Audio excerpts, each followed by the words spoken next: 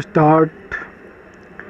इन दिनों एक तरफ भारत और अमेरिका में नज़दीकियां बढ़ रहीं और दूसरी तरफ भारत और चीन में दूरियां भी तमाम अखबारों में सुर्खियां बटोर रही हैं।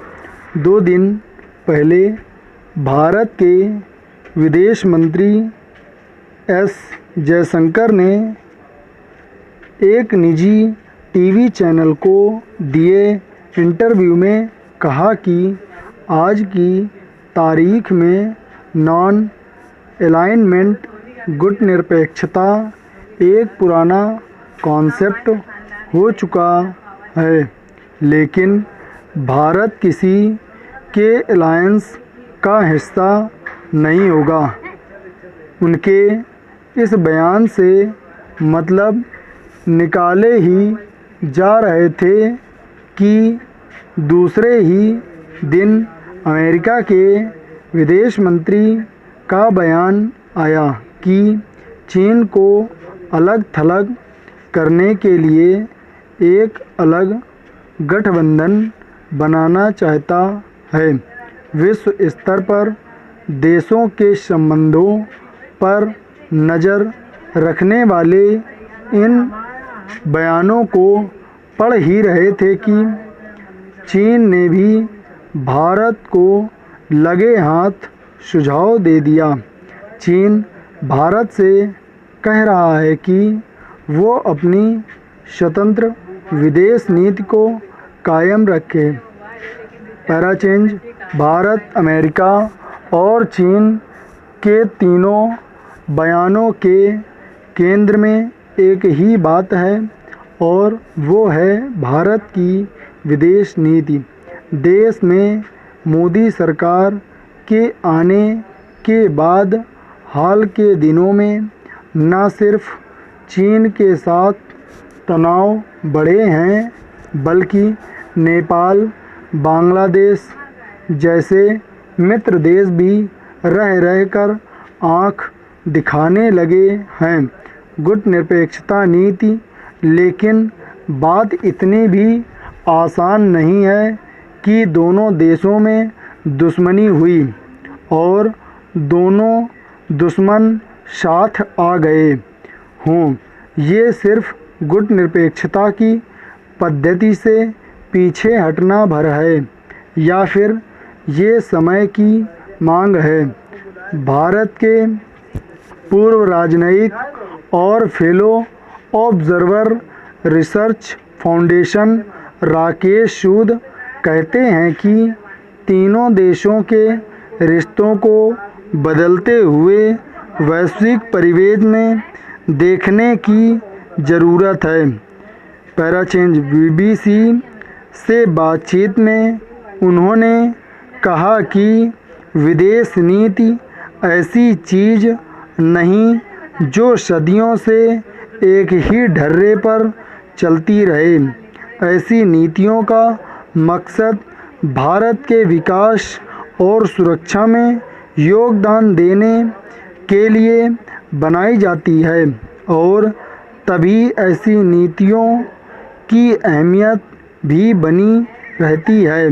हालात बदलने के साथ ही लाजमी है कि ऐसी नीतियां भी बदलेंगी। जो बात नहीं बदलेंगी वो हैं इनकी बनाने के पीछे का मकसद।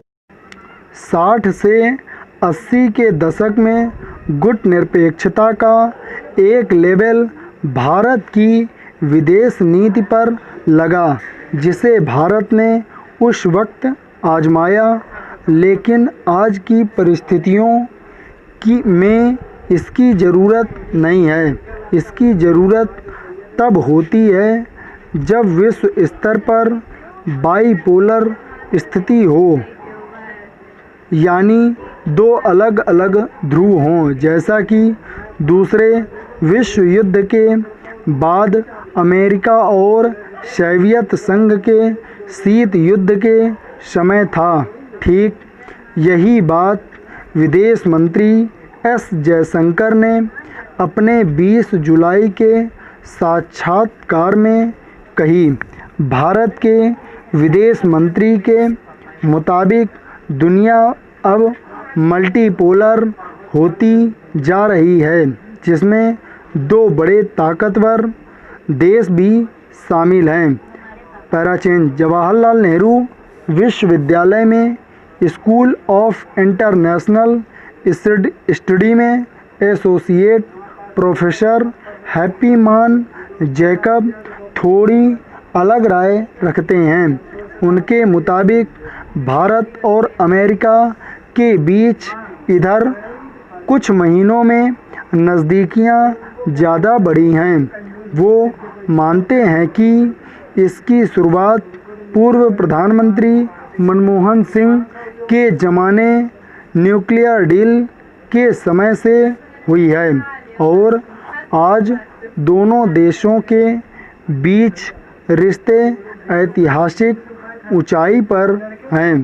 प्रोफेसर हैप्पी मान मानते हैं कि भारत सरकार की तरफ से पिछले कुछ सालों में गुटनिरपेक्षता की पॉलिसी को लेकर पुनर्विचार हुआ है। ऐसा प्रतीत होता है अब भारत सरकार ये मानने लगी है कि भारत को एक पक्ष विशेष का ध्यान देने में कोई दिक्कत नहीं है। प्रोफेसर हैप्पी मान की बातों को बल इस बात से मिलता है कि भारत के प्रधानमंत्री नरेंद्र मोदी ने 2016 और 2019 में नाम की सालाना बैठक में हिस्सा नहीं लिया, जबकि भारत इस गुट का संस्थापक सदस्यों में एक रहा है। आज की तारीख में दुनिया में सोवियत संघ बचा नहीं, अमेरिका अकेला बच गया है। इसलिए राकेश कहते हैं कि अब जब गुट ही नहीं रहा तो निरपेक्षता कैसी।